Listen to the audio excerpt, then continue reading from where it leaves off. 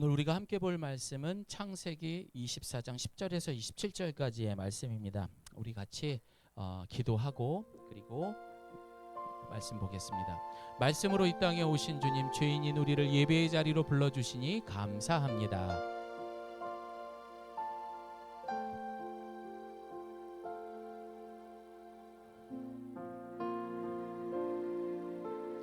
예수님의 이름으로 기도드립니다.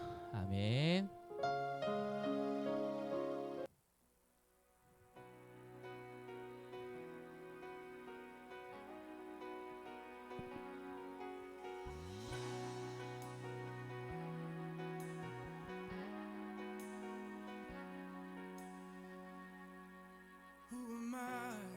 아이딩크님 집이에요?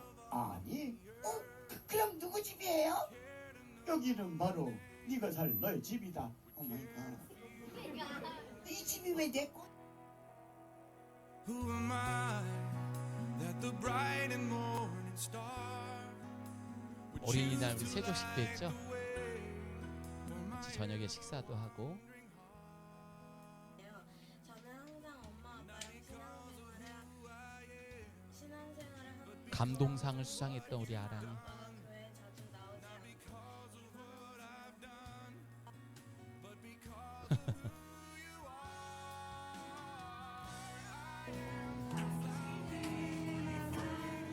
스승의 줄이죠.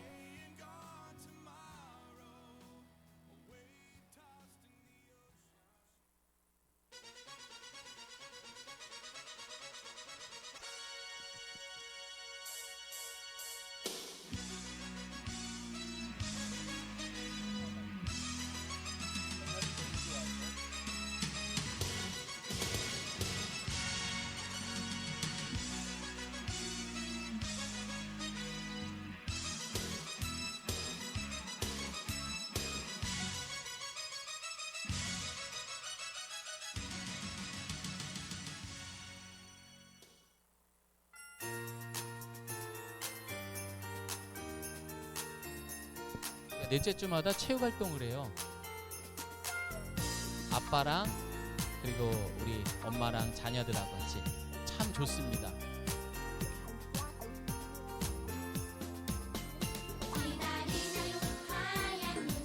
엄마들은 앉아서 두세 시간 수다만 떱니다. 아빠들이 다 데리고 놀아서.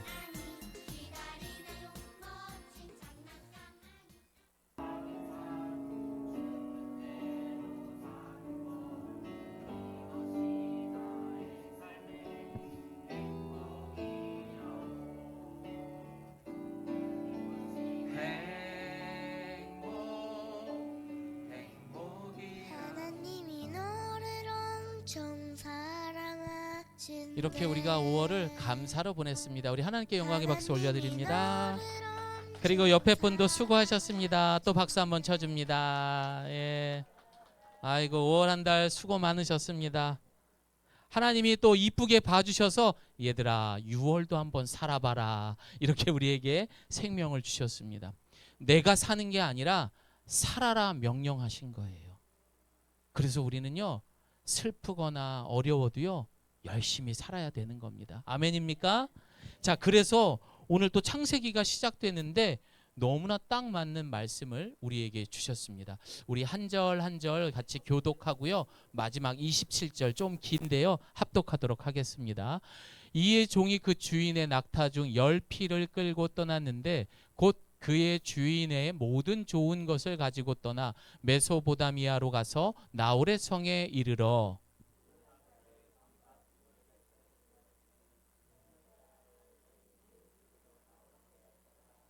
그가 이르되 우리 주인 아브라함의 하나님 여호와여 원하건대 오늘 나에게 순조롭게 만나게 하사 내 주인 아브라함에게 은혜를 베푸시옵소서.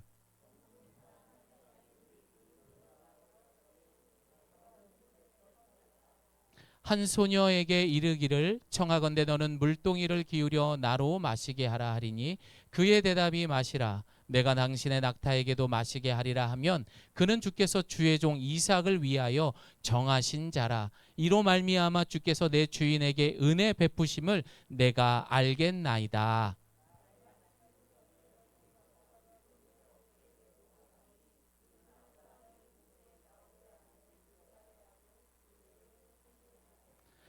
그 소녀는 보기에 심히 아리답고 지금까지 남자가 가까이 하지 아니한 처녀더라. 그가 우물로 내려가서 물을 그 물동이에 채워 가지고 올라오는지라.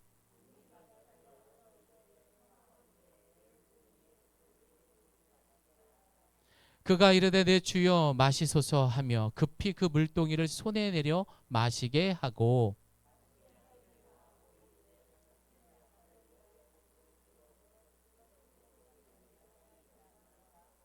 급히 물동이에 물을 구유에 붓고 다시 기르려고 우물로 달려가서 모든 낙타를 위하여 깃는지라.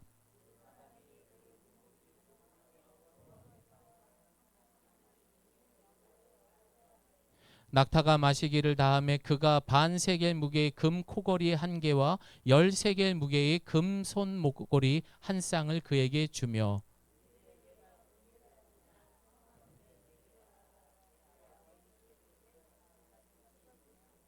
그 여자가 그에게 이르되 나는 밀가가 나홀에게서 낳은 아들 부두엘의 딸이니이다.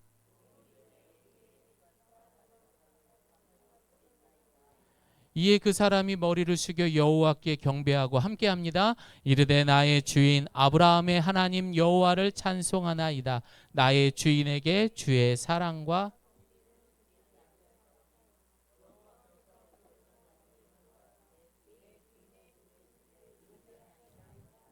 아멘. 자, 우리 옆에 분하고 인사하겠습니다. 당신은 하나님의 복입니다.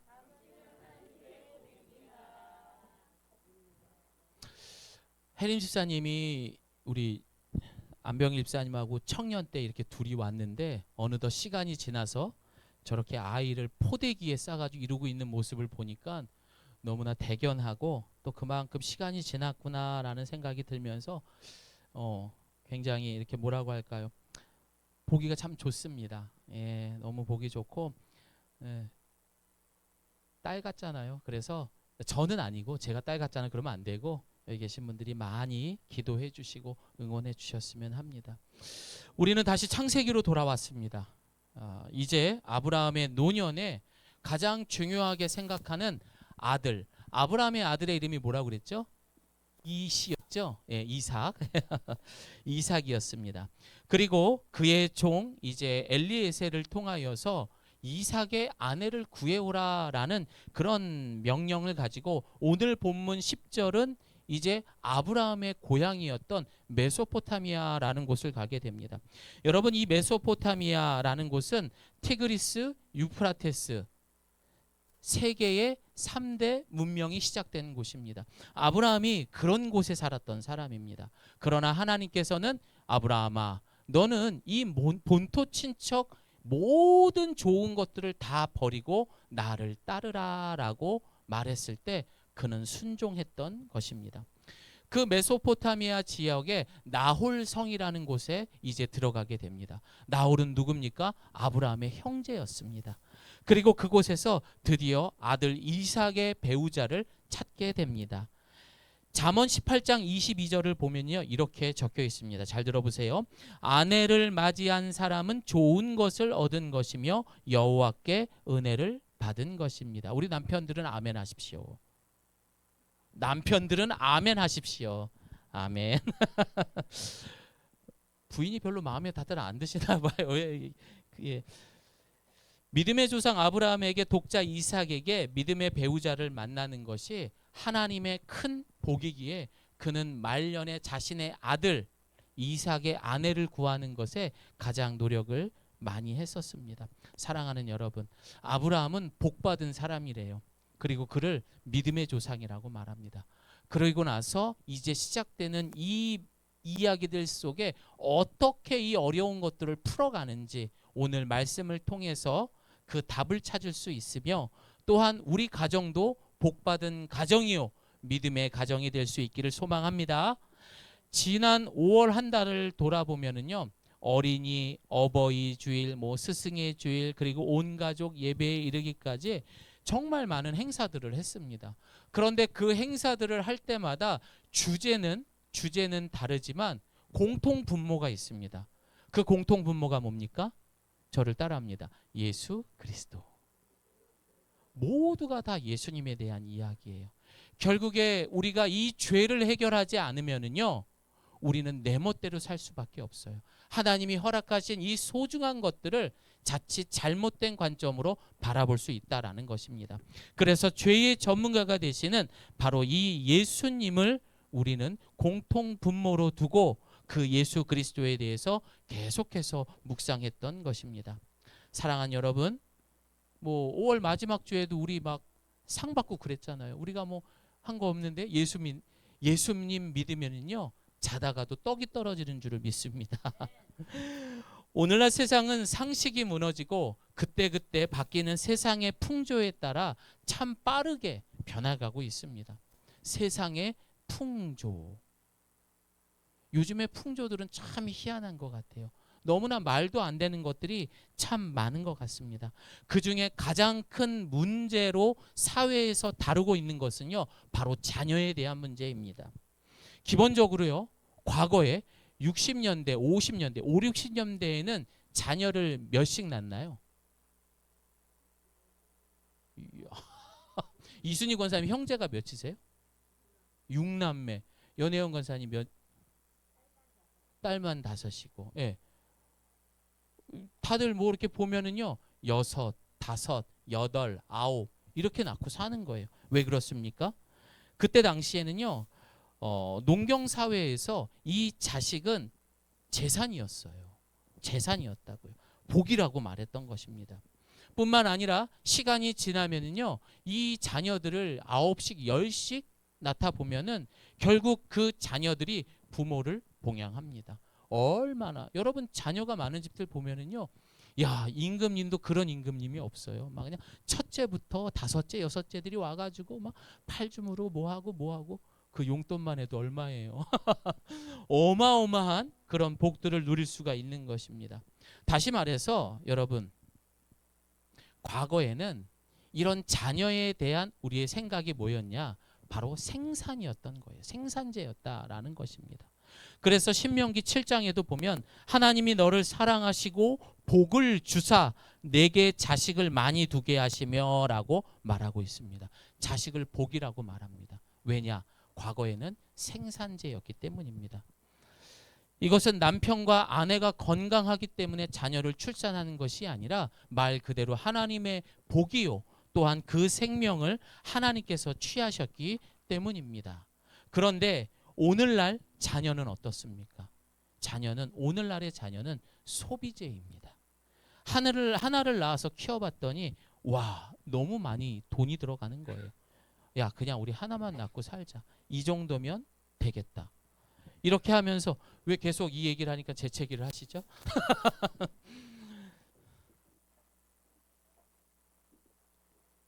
뿐만 아닙니다. 이런 자식이 나의 소비가 된다라는 생각이 들면서 부모의 소유물이 되어가고 있습니다. 끊임없이 자녀에게 소비하고 또 어떻습니까?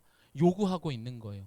바꾸어서 과거처럼 만약에 내 자녀를 키우며 소비하는 이상의 하나님의 그런 주신 복이 마음에 있었다면은 자녀를 안 낳는 것이 아니라 더 낳을 수 있었던 것입니다. 그래서 과거 부모들은요, 어떻게 했습니까? 그런 생산제였고 자녀가 복이라는 것을 생각했기 때문에 자신의 소비는 없었던 거예요. 안 먹었습니다. 안 입었습니다. 아꼈습니다. 양말이 뚫어지면 부모님들 버립니까? 아니에요. 또 꿰맵니다. 꿰매고 또 신었습니다. 그러나 요즘은 어떻습니까? 그냥 버리지요. 먹는 게 부족합니까? 그렇지 않죠. 그만큼 자녀는 생산이고 또 가정의 정말 큰 재산이고 성경은 자녀를 여호와의 기업이요 축복이다라고 말하고 있습니다. 그래서 우리 가정에는요, 죄를 해결하는 그 예수님이 머리가 되어야 한다라고 계속해서 이야기하고 있는 것입니다. 아마도 이런 이야기를 들으면은 아니 뭐 목사님은 알지도 못하면서 요즘이 어떤 시대인데 뭐 생산제니 소비제니 이런 걸로 해서 남의 가정에 부담을 줍니까? 라고 말할 수 있죠. 그러나 여러분, 영적으로 다른 한편으로 봤을 때 내 자신이 이 세상에서 빠르게 흘러가는 그 풍조에 내가 깊숙이 그 속에 스며들어가 있다라는 것을 모르고 있는 것입니다. 내가 그만큼 그 깊이 죄를 체감하지를 못하고 그 죄 속에 살아가고 있다라는 것입니다. 그러다 보면은 당연히 이런 이야기가 부담으로 들리고 왜 나를 정죄하느냐라고 말할 수 있는 거예요. 그래서 하나님은 우리에게 말씀하십니다. 저를 따라합니다. 거룩하라. 거룩하라가 무슨 말입니까? 구별지어서 살아라 이 말입니다. 죄가 지배하는 이 세상과 우리 성도들은 구별된 삶을 살아야 되는 거예요. 그래서 우리가 매일 아침마다 6시가 되면은 카톡 울리면서 말씀을 들어라 하면서 보내드리고 있는 것입니다. 사실 한 가정에 살다 보면 부모와 자녀 간에 세대 차이는 있어요. 뭐 저희 같은 경우는 지금 부모님하고 같이 지내고 있으니까 느낍니다. 그리고 제 딸은 저에게 또 되게 많이 느낍니다. 완전히 저를 할아버지 취급해요. 그러나 여러분 수는 있지만 우리 가정의 공통 분모가 되어야 하는 우리가 바라봐야 할 것은 오직 예수님뿐이라는 것을 기억하시길 바랍니다. 비록 각자의 생각이 다른 가족들끼리 모였을지라도 바라보는 것은 똑같아야 돼요. 엄마가 바라보는 것, 아빠가 바라보는 것, 우리 자녀들이 바라볼 수 있는 것, 그것은 오직 예수님의 모습이 되기를 소망합니다. 저를 따라합니다. 우리 가정은 예수님만 바라봅니다. 예, 그렇게 살아야 됩니다. 괜히 여러분 요즘 진짜 소상공인들 난리도 아닙니다. 하나 걸러 정말 문 닫고 하나 걸러 문 닫고 이번 주에도 그런 이야기를 너무 많이 들었어요. 사업하시는 분 중에 사업이 안 돼가지고 문 닫는 그런 집들이 너무나 많은 겁니다. 깜짝 놀랐습니다. 괜히 돈 하다가 괜히 우리 자녀들한테 공부하다가 여러분 급한 것 처리하다가 진짜 소중한 것을 잃어버릴 수 있습니다. 신경 써야 돼요. 정신 바짝 차려야 됩니다.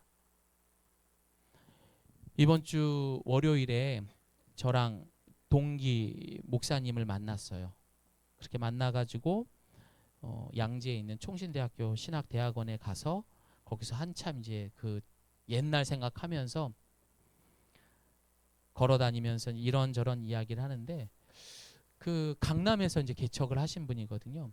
근데 거기 삼성의료원에 계시는 분이 항암 치료를 받는 분들이 이렇게 그곳에 원룸을 얻어놓고선 항암을 받으면서 이렇게 오는 거예요. 근데 부산에 한 엄마와 아들이 온 거예요.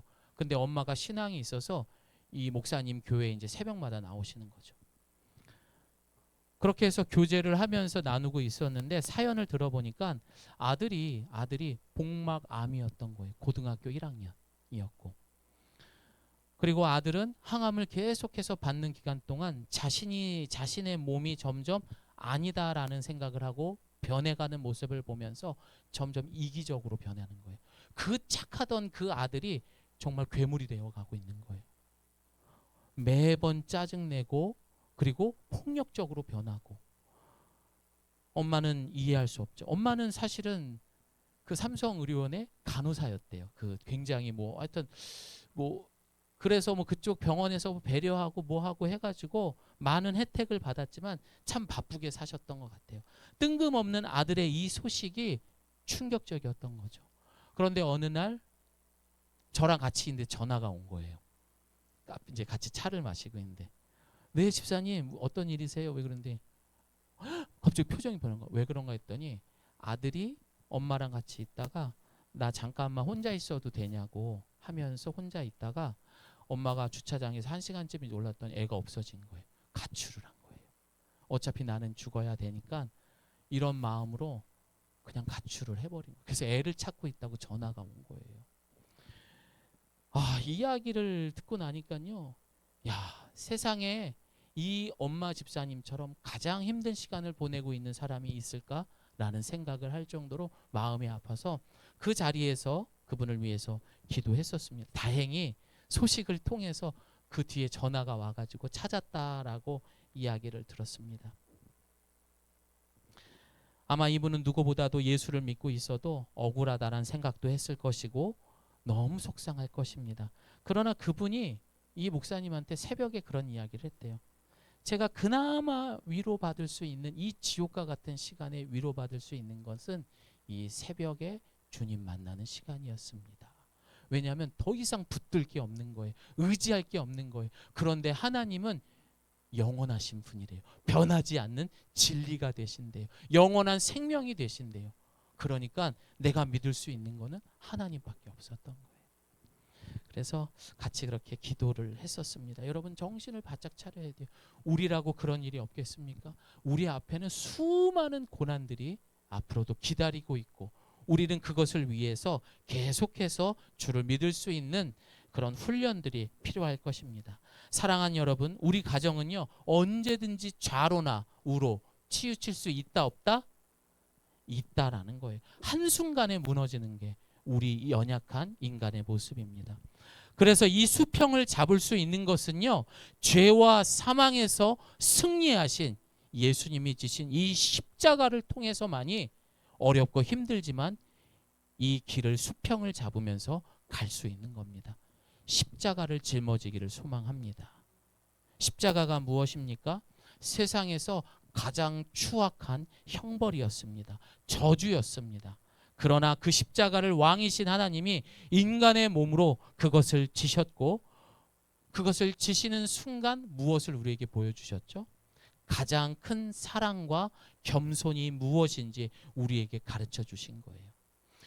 우리 가정에 있는 아빠도 엄마도 우리 자녀들도 그런 사랑과 그런 겸손이 있다면 그런 십자가를 진다면은 여러분 어떠한 상황에서도 반드시 승리할 줄을 믿습니다. 겸손한 사람은요 저를 따라합니다. 겸손한 사람은 기도합니다. 왜냐하면은요 힘들면 누구한테 말하고 싶어 하잖아요. 그런데 겸손한 사람은 이 기도하게 되고 기도하는 사람은 왜 기도하느냐? 내가 죄인임을 인정하는 거예요. 내가 연약합니다. 그리고 또 뭐예요? 나는 주님 없이는 못 삽니다 라는 것을 고백하는 겁니다. 그래서 십자가를 짊어지는 사람들은 기도의 삶을 사는 것입니다. 오늘 본문의 엘리에셀, 이 아브라함의 종도 사실 생각해 보십시오. 여러분 창세기 24장 12절입니다. 시작. 우리 주인 아브라함의 하나님 여호와여 원하건대 오늘 나에게 순조롭게 만나게 하사 내 주인 아브라함에게 은혜를 베푸시옵소서. 자기가 앞서서 일하기보다 그는 하나님 앞에 먼저 기도했던 거예요. 얼마나 큰 일입니까? 쉽지 않았을 거예요. 아 어떻게 하지? 우리 주인의 아들의 아내를 어떻게 구하지? 그래서 했던 행동이 기도였던 거예요. 여러분 우리가 무언가 행동을 하기 전에 반드시 기도 먼저 할 수 있기를 소망합니다. 특별히 사업을 하시는 분들 그냥 느낌과 감으로 했다가는 큰 코 닥칩니다. 우리는 우리답게 기도할 수 있기를 소망합니다. 저는 결혼하기 전에 아내와 처음 소개를 받고 저는 이게 가장 큰 간증이에요. 그리고 나서 이렇게 만났죠. 저는 신앙도 좋고 괜찮은 사람이라고 생각했습니다. 그런데 어느 순간 전화도 안 받고 문자도 안 하는 겁니다. 그때 제가 살도 많이 빠져서 되게 괜찮았거든요. 되게 자존심이 상하더라고요. 야, 내가 이런 굴욕을 당하나? 그러면서 참 마음이 싱숭생숭했었습니다. 그런데 한 달 있다가 연락이 왔습니다. 알고 봤더니 저희 아내는 회사가 끝나면은 매일 회사에서 1시간 거리가 되는 자신의 교회를 가서 저를 만나야 될지 말아야 될지 5가지 놓고 기도 제목을 가지고 기도했던 것입니다. 이럴 때는 오 이런 거 해야 되는 거 아니에요? 뭐 한번 봐주세요. 오 지금은 그렇게 기도를 했었습니다. 그래서 그 기도에 하나님께서 응답하셨어요. 5가지 다 응답하셨대요. 그래서 지금 어떻게 살아요? 공주 대접받고 살잖아. 좋아. 이것까지는 여러분이 저한테 뭐라고 해도 그냥 넘어가겠습니다. 그런데 제 아내가 그렇게 하고 난 다음에 저에게 첫 번째로 말했던 게 뭐냐면 엄마 아빠의 구원이었습니다. 엄마 아빠가 꼭 예수 믿고 천국 가는 게 본인의 평생의 소원이었대요. 그래서 그 이야기를 저에게 했을 때 내가 반드시 너의 엄마 아빠를 천국에 모시고 갈 거다라고 약속을 했습니다. 지금 그렇게 해서 제 아내는 그 기도의 응답으로 엄마 아빠와 함께 예배를 드리고 있습니다. 참 부끄럽죠. 그런데 저는 그 순간 이 사람이다라는 저에게도 그런 감동이 왔었던 거예요. 아, 기도하는 사람 참 좋다. 이런 사람이라면 내가 평생 믿어도 되겠다. 그래서 저는 지금 아내 없으면 안 됩니다. 모든 거를 아내와 함께 이야기하고 나누고 있습니다. 굵직한 기도의 제목만 5만 번 기도 응답을 받았던 고아들의 아버지라는 조지 뮬러라는 사람이 있습니다. 이 사람은 뭐라고 이야기를 했냐면요. 나는 1시간의 기도로 하니 못할 일이 있다면 그 일은 하지 않겠다. 내가 어떤 일을 정할 때 1시간도 기도하지 못하면 그 일은 아예 안 해버린대요. 내가 취업을 놓고 내가 어떤 이다 아니다를 결정할 때 최소한 1시간도 기도하지 못하면 이거는 생각해 볼 것도 아니다라는 거예요. 그럼 이건 우리에게 도전이 되기를 소망합니다. 최소한 1시간 이상 한번 물어보신 적 있습니까? 자, 그래서 오늘 이 시간 이후에는요. 이것도 제가 팁을 드릴게요. 이것도 저것도 모를 때는요. 여러분 무조건 기도하십시오. 진짜 답이 옵니다. 또 보암직하고 탐스럽고 그리고 굉장히 큰 제한들이 올 때가 있어요. 당연히 물질적인 거겠죠. 그런 것이 올 때일수록 더욱더 우리는 긴장하고 하나님 앞에 최소한 1시간 이상 기도할 수 있기를 소망합니다.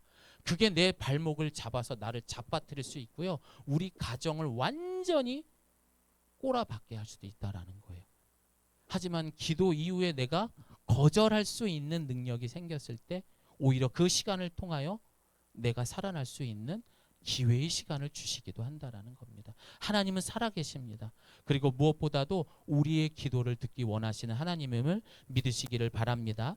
사실 오늘 본문의 내용을 잠시 요약하면 엘리에셀의 기도 내용 중 모든 본문의 이야기가 시작되기 때문입니다. 우리 함께 읽어봅니다. 시작.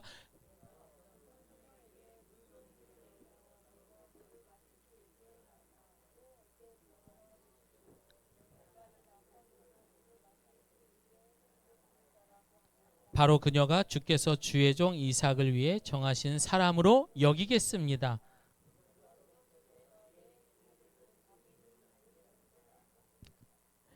지금 하나님 앞에 구체적으로 이 엘리에셀이 기도를 하는 거예요. 하나님, 이런 상황에서 이 처자가 참 예쁘고 괜찮은데 낙타에게 물도 주고 뭐 이렇게도 하고 저렇게 했을 경우 그러면 이 사람을 그 사람으로 내가 하나님이 주신 사람이라 믿겠습니다. 그러면서 하나님 앞에 뭐 그냥 요목조목 다 이야기를 하는 겁니다. 저를 따라합니다. 기도는 구체적으로 하십시오. 하나님 제가 그냥 머리가 아파요가 아니라 이 앞쪽에서 약간 그 눈썹 밑에 그 부분이 아파. 이렇게 구체적으로 기도하는 거예요. 정말이에요, 여러분. 그렇게 기도할 수 있기를 소망합니다. 구체적으로 하셔야 돼요. 왜냐하면 하나님과 우리의 관계는 인격적인 교제이며 그 자체로의 목적을 가지고 있는 것이기 때문입니다. 생각해보면 아브라함의 명을 받고 먼 길을 떠나 아들의 배우자를 구하는 것은 결코 쉬운 일이 아니었습니다. 엘리에셀 입장에서는 정말 어려운 일이었습니다. 그래서 그는 구체적으로 기도했던 거예요. 그렇게 구체적으로 기도했던 사람이 바로 모세라는 인물도 있었습니다. 함께 읽습니다. 시작. 사람이 자기의 친구와 이야기함 같이 여호와께서는 모세와 대면하여 하나님이 기도할 때 모세하고 어떻게 해요? 친구처럼 이야기를 했대요. 이스라엘 백성들이 지은 죄 중에 가장 큰 죄를 꼽으라고 한다면은 아마도 그 금송아지 사건일 겁니다. 오늘 이 출애굽기 이 기도한 내용은 바로 이 금송아지 사건으로 인하여서 하나님이 굉장히 화가 나셨던 거예요. 그러자 모세의 중보 기도로 하나님은 그 저주를 내려놓고선 그리고 이제 이 모세와 이 독대를 하고 있는 상황이었던 거예요. 그러자 하나님은 나는 그런 이스라엘하고 가지 않겠다. 하나님 그러면 저도 이스라엘과 가지 않을 겁니다 하면서 지금 하나님하고 모세하고 구체적으로 친구하고 얘기하듯이 하고 있는 장면을 말하고 있는 겁니다.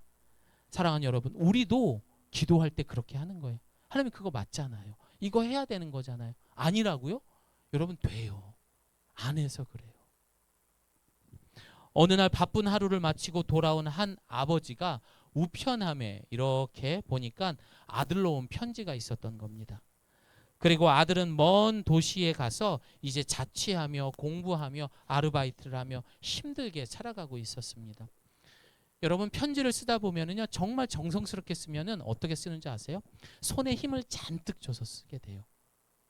꾹꾹 눌러서 쓴다 그러죠. 저도 많이 써봤습니다. 그렇게 쓴 편지가 아들의 편지가 아버지에게 온 거예요. 그리고 아버지는 소파에 앉아서 이렇게 읽기 시작을 합니다. 내용을 보니까요 아들의 고민도 담겨 있었고 또 떠나보니까 부모에 대한 감사의 이야기도 있었고 또 생전하지도 않는 아빠가 보고 싶다라는 이야기도 적혀 있었습니다. 아빠는 그 편지를 다 읽고 난 다음에 눈을 감으니까 눈시울이 붉어지면서 눈물이 주르륵 흘렀습니다. 그리고 혼자 이렇게 이야기했습니다. 우리 아들이 나랑 이야기하고 싶었구나. 나도 아들이 보고 싶다. 사랑하는 성도 여러분, 기도는요 하나님께 보내는 지금 이런 것과 같은 똑같은 편지의 내용이고 이렇게 대화라는 것을 기억하시기를 바랍니다. 하나님은 누구보다도 우리의 기도를 듣고 싶어서 아니 우리와 대화하기를 원하세요. 우리를 보고 싶어 하시는 하나님이십니다. 그런데 우리는 너무 바빠요. 하나님 이것만 하고 제가 주님 앞에 기도하겠습니다. 제가 좀 일이 많아서요. 아유 지난달에 좀 힘이 들어서 올해는 좀 열심히 해야 되거든요. 그러니까 제가 나중에 시간 날 때 기도할게요. 이게 우리의 삶인 것 같습니다. 저를 따라합니다. 기도는 관계. 또 한번 따라합니다. 기도는 친밀한 대화. 그런데 누구와 대화하는 것입니까? 우리를 양자 삼아주시고 아빠, 아버지라고 부르게 하신 하나님과의 만남이라는 거예요. 그것을 통해서 우리는 관계를 확인할 수 있는 것입니다. 그래서 아버지는 전적으로 이 기도를 통해 우리가 가야 할 길을 반드시 인도해 주십니다. 그리고 가장 좋은 것으로 응답해 주시는 하나님입니다. 대신에 내 수준으로 판단하지 마시길 바랍니다. 하나님을 내 수준으로 보면 안 돼요. 내가 보지 못하는 그 좋은 것으로 인도하시는 하나님임을 믿으시기를 바랍니다. 우리 예레미야 33장 함께 힘차게 읽습니다. 시작.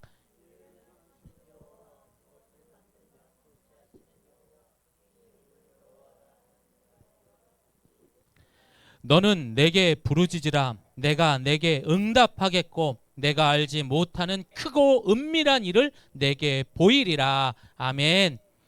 엘리에셀의 기도는 응답이 되었습니다. 24장 15절입니다. 시작.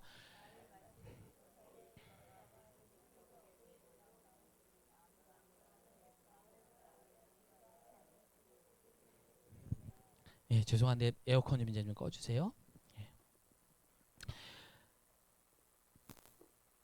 나홀은 아까 말씀드렸던 것처럼 아브라함의 형제입니다. 그리고 밀가는 그의 아내가 되고 그들은 많은 자녀를 낳는데 그 자녀 중에 한 사람이 부두엘이라는 사람이었고 그 부두엘의 딸이 바로 이삭의 아내가 될 리브가였던 것입니다. 그래서 이 족보를 따져보니까 아브라함과 이 리브가는 그러니까 손조카 사이였던 것입니다.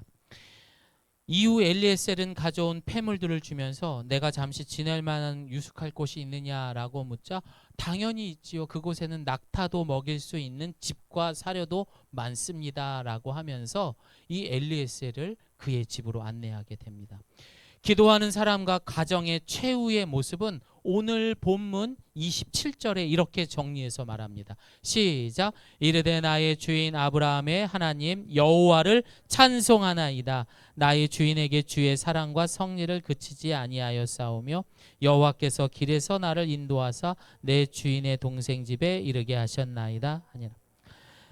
사랑하는 성도 여러분, 왜 우리가 뭔가 일이 딱딱딱 들어맞았을 때 이런 속어를 씁니다. 아다리가 맞다.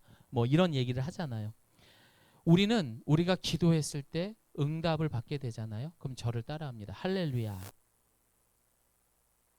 그리고 어떻게 합니까? 찬송이 입에서 흥얼흥얼 나오게 될 것입니다.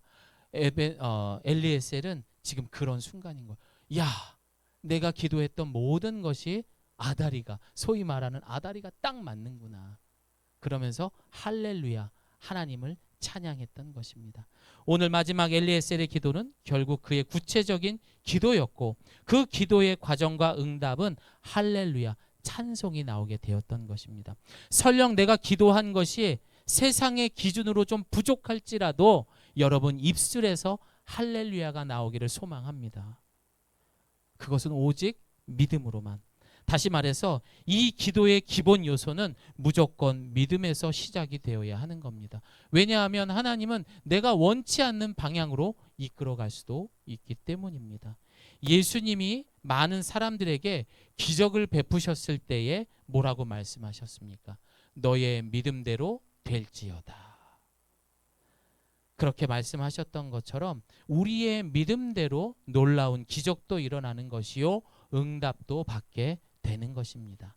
그러니까 이 결과에 대해서는 내가 판단하지 말고 하나님께 맡기기를 소망합니다. 결국 그 기도는 무엇으로? 믿음이 있어야 되는 거예요. 야고보서 1장 6절 말씀 함께 봅니다. 시작. 오직 믿음으로 구하고 조금도 의심하지 말라. 의심하는 자는 마치, 아까 잠깐 이야기했던 아마 그 어머니 마음이 그럴 거예요. 처음에 발병이 되었을 때 고쳐주신다고 했잖아요. 근데 점점 안 좋아지고 막 의심이 되고, 그러나 끝까지 그 새벽 기도를 통해서 붙들고 있는 거죠. 믿음으로. 그렇게 되기를 소망합니다. 의심하는 순간 우리는 어떻게 돼요? 바람에 밀려 요동하는 바닷물처럼 되는 거예요. 그러면서 어떻게 합니까? 세상 풍조에 따라 살아갈 수밖에 없는 것입니다. 이제 말씀을 마무리합니다. 예수님에게 있어서 가장 큰 사건은 십자가 사건이었습니다. 인간의 몸으로 이 땅에 왔을 때 가장 두려웠던 것이죠. 그래서 십자가를 지기 전날 밤 제자들을 데리고 겟셋마네 동산으로 가셨습니다. 그리고 그곳에서 얼마나 많은 생각과 불안함이 밀려왔겠습니까? 그때 마태복음 26장 39절 예수님은 이렇게 말씀하십니다. 시작. 조금 나아가사 얼굴을 땅에 대시고 엎드려 기도하여 이르시되 내 아버지여, 만일 할만하시거든 이 잔을 내게서 지나가게 하옵소서. 그러나 나의 원대로 마시옵고 아버지의 원대로 하옵소서 하시고. 이것이 바로 믿음인 거예요. 내가 이렇게 기도하고 있지만 하나님의 뜻대로 하시기를 바랍니다. 그것을 믿는 거예요.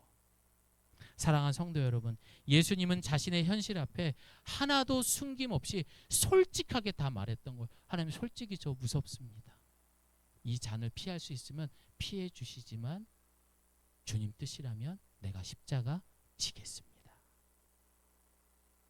그렇게 친밀하게 기도할 수 있기를 소망합니다. 믿음으로 기도할 수 있기를 소망합니다. 그러나 그 동시에 하나님의 뜻에 우리는 이제 무엇을 해야 됩니까? 다 같이 따라합니다. 순종. 이 세상에 그 누구도 할 수 없는 것을 결국 예수님은 믿음으로 기도하셨고 순종하셨기에 죄와 사망에서 승리하셨습니다. 아멘. 그리고 그 시작은 바로 무엇이었냐? 기도였던 것입니다. 사랑하는 여러분, 내가 이거 해야 돼, 말아야 돼, 무엇이 더 중요한 것인지 할 때 뒤도 돌아보지 말고 하나님 편들며 기도하기를 소망합니다. 나 뭐 하지? 이게 맞나? 이게 맞나? 그때는 무조건 하나님 편드시기 바랍니다. 내가 지금은 좀 부족해도요, 반드시 하나님께서 역전해 주실 줄을 믿습니다. 진짜예요. 여러분, 싱가포르에 가보셨습니까? 홍콩 이런 데 가보셨습니까? 가보면은요, 야경이 끝내줍니다. 정말 화려합니다. 그런데 그렇게 멋진 도시에 서울만 하잖아요. 뭐 서울보다 작나요? 근데 엄청 화려하잖아요. 그런데 그곳에 없는 것이 있어요. 뭐가 없냐? 별을 볼 수가 없습니다.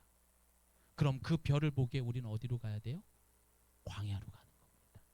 하나님은 그래서 어렵고 힘들지만 우리와 독대하기 위해서 그 빛을 보여주기 위해서 우리를 광야로 계속해서 몰아주고 있는 겁니다. 사랑하는 여러분, 얼만큼 기도하며 살아가고 있습니까? 힘드십니까? 그럼 오늘 이 시간 이후에 골방으로 들어가서 우리 주님 앞에 나의 모든 문제를 내려놓고 주님과 독대하며 기도하며 응답받기를 예수님의 이름으로 축복합니다. 아멘. 자, 우리 마지막으로 말씀 함께 읽습니다. 시작. 너의 하나님 여호와께서 40년 어떻게 너희를 낮추시고 너희를 시험해 너희 마음에 무엇이 있는지 너희가 그분의 명령을 지키고 있는지 아닌지 알리고 하셨음을 기억하라. 그분이 너희를 낮추시고 배고프게 하셔서 너희나 조상들이 전혀 알지 못했던 만나로 먹이신 것은 너희로 겸손하게 해 사람이 빵으로만 사는 것이 아니라 여호와의 입에서 나오는 모든 말씀으로 사는 것임을 가르쳐 주시려는 것이었다. 아멘. 하나님은 무슨 일이 있어도 우리를 기도의 자리로 오게 하십니다. 그곳이 어디예요? 광야였던 겁니다.